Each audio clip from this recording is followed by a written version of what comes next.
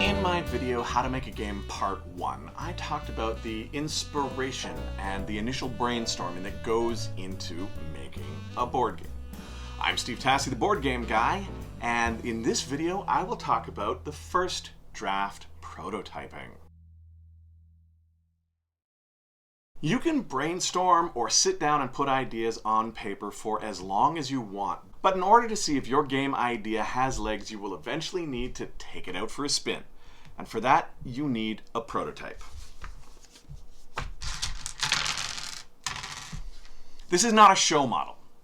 It needs to be functional, not pretty. Don't sink time or money into art assets. Use clip art or hand-drawn doodles to do the bare minimum required to make the components work as you think they should.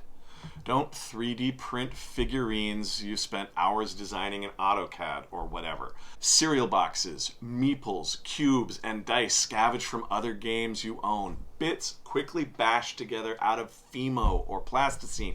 These are the things going into your first draft prototypes, not commissioned art. Certain tools are highly recommended, but not absolutely necessary. A computer and color printer are super useful for printing out cards, boards, maps, etc., but you can do it by hand with pencil crayons if need be. Card sleeves are useful for covering your printed or handwritten cards. It will make them much easier to shuffle and deal, but raw cardstock will be fine for your first draft. A paper trimmer with the big arm blade like you'd find in a school or some offices is great for cutting lots of cards, but you can still do it with scissors and time. Once you have your prototype, take it for a spin yourself.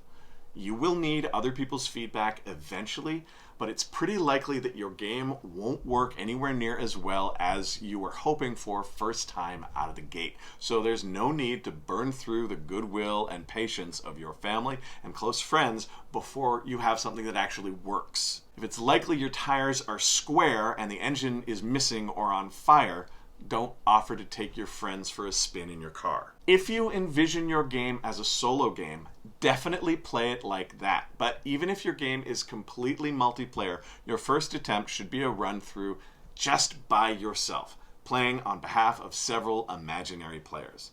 Play it at the highest player count you think the game could work at, and play it at the lowest. If it's a total train wreck at those counts, change counts and try again. You may find a count that it does work at, but then again, the player count may not be why it's a train wreck. Every time you run through it, make notes of what worked, what didn't, what really surprised you. If something was really bad, you'll have to change it. If something was only kind of a problem, you'll probably still have to change it, but try again and see if the problem persists under different conditions. With my game, in my first run through, zombies weren't a big enough threat. Very few passengers got swarmed and nobody got turned. Rather than change the rules for those things though, I decided to just reduce the number of fight and help cards in the deck. We'll see if that amps up the danger in future playtests. But that is playtesting, and that is a discussion for the next video. Until next time, I'm Steve Tassi, the board game guy, wishing you good luck with your prototyping. Thanks for watching my video. Don't forget to like and share it with your friends, and of course subscribe so that you get notified every time I upload new game tutorials or gaming advice content.